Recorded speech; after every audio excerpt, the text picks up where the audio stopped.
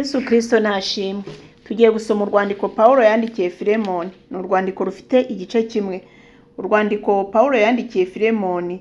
Pawulo imbohe ya Kristo Yesu na Timoteyo mwene data turakwandikiye Filemoni ukundwa dusangiye umurimo, na Afiya mushiki wacu, na Rukipo umusirikare mugenzi wacu n'itorero ryo mu rugo rwawe.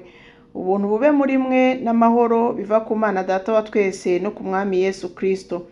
Nshima Imana yanjye iteka ngusabira uko nsenze, kuko numvise iby'urukundo rwawe no kwizera kwawe ugirira Umwami Yesu n'abera bose, kugira ngo gusangira no kwizera kwawe kubabere ukugira akamaro, kubwo kumenya icyiza cyose kiri muri twe duheshwa no kuba muri Kristo. Mwene data, nanejejwe cyane kandi nahumurijwe n'urukundo rwawe nuko waruhuye imitima y'abera.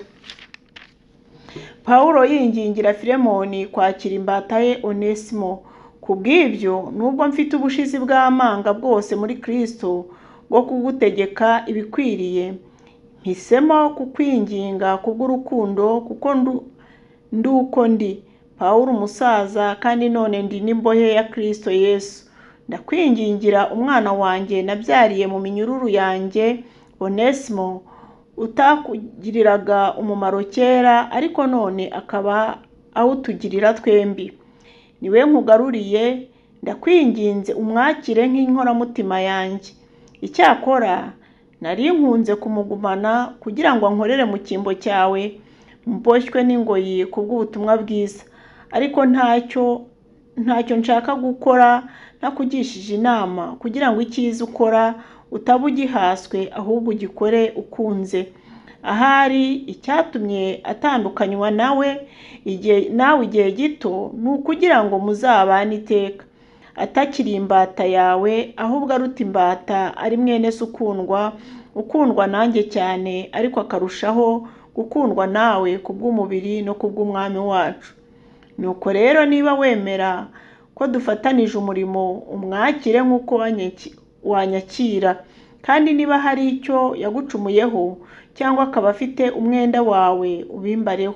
Ninjye Pawulo wanditse n'ukwanjye kuboko yuko nzabyishyura, ne kwirirwa nkubwira yuko nawe ubwawe uri mu mwenda wanjye. Uwo mwenda ni wowe ubwawe. Bibe bityo mwene data, ubonemo umumaro mu Mwami wacu, unduhure umutima muri Kristo. Ndakwandikiye niringiye ko uzanyumvira, nzi yuko uzakora n'ibiruta ibyo mvuze. Kandi n'ikindi, untegurire aho nzacumbika, kuko niringiye yuko kubw'amasengesho yanyu muzampabwa. Epafura uwo tubohanywe muri Kristo Yesu aragutashya, na Mariko na Arisitariko na Dema na Luka, abo dusangiye umurimo, baragutashya. Ubuntu bw'Umwami Yesu Kristo bubane n'imitima yanyu. Amen. Imana ibahe umugisha, mugire umunsi mwiza.